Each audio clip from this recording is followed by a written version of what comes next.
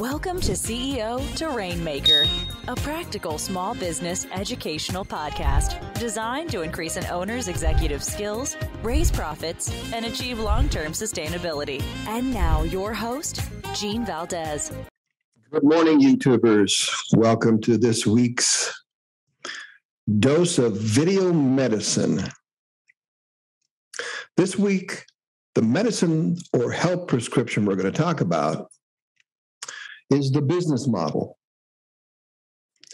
If you have a good business model, it really significantly increases the chances that your business will remain healthy.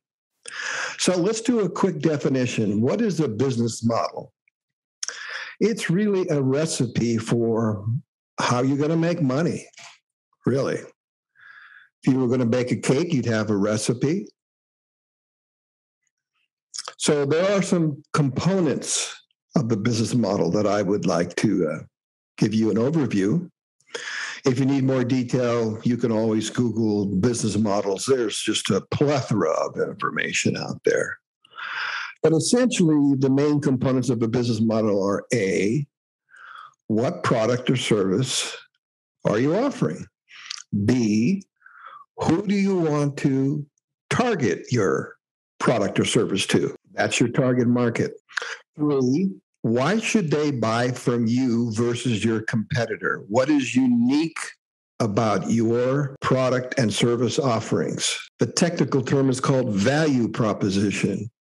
But why? It basically answers the question, why should they buy from you versus your competitors, like I said? Other parts of the business model might be your geographic footprint. Are you intending on selling in the United States, Pacific, Western U.S., California, Southern California, international? That's a part of your business model. So that's basically the essence of a business model. But the key is, the absolute key is that things around you, your outside environment, are constantly changing. And when they change, more often than not, they necessitate a change or tweak in your business model. Because maybe the way that you're making money yesterday is not going to work in light of the changes that have occurred today. The categories of these changes are numerous. They could be the economy. They could be the preferences of your customer. They could be competition. They could be legal or regulatory. They could be a worldwide virus.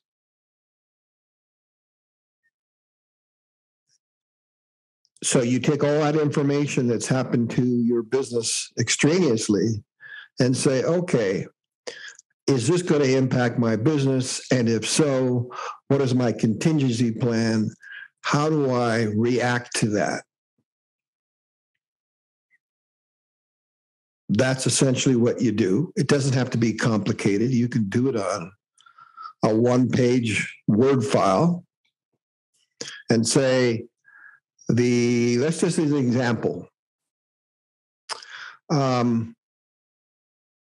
My biggest competitor has gone out of business.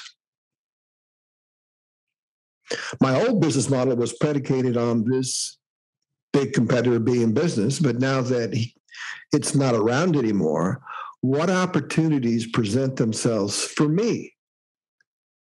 And if so, how do I take advantage of them?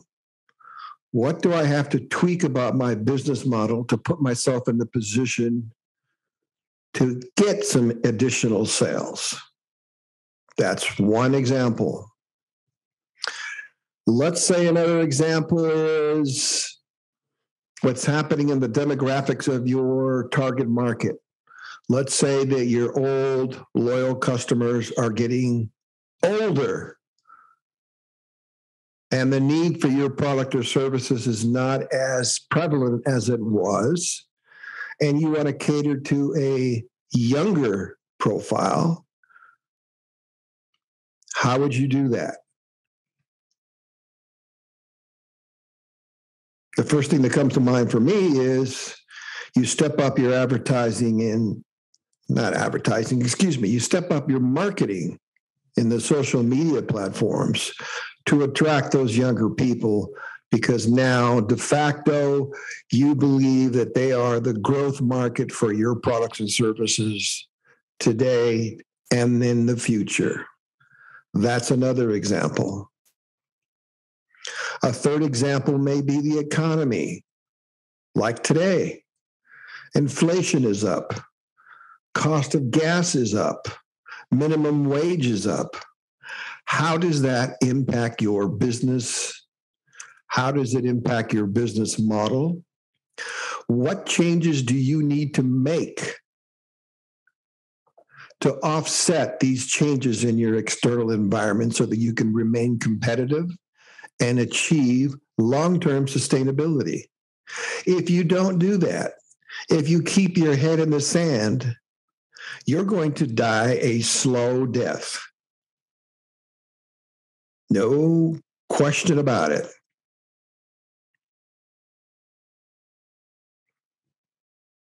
Let me just cite one example, and then we'll conclude today's session. In its heyday, the video rental market was dominated by Blockbuster, and Netflix was just a fly. Eventually, Netflix developed a business model to adjust to the changing technologies and the changes in consumer preferences, and Blockbuster did not. Blockbuster subsequently got into financial trouble and eventually went out of business. And even though Netflix has had some challenges lately, look where they are now. So you have to pay attention to what's going on, tweak your business model accordingly, and let her rip.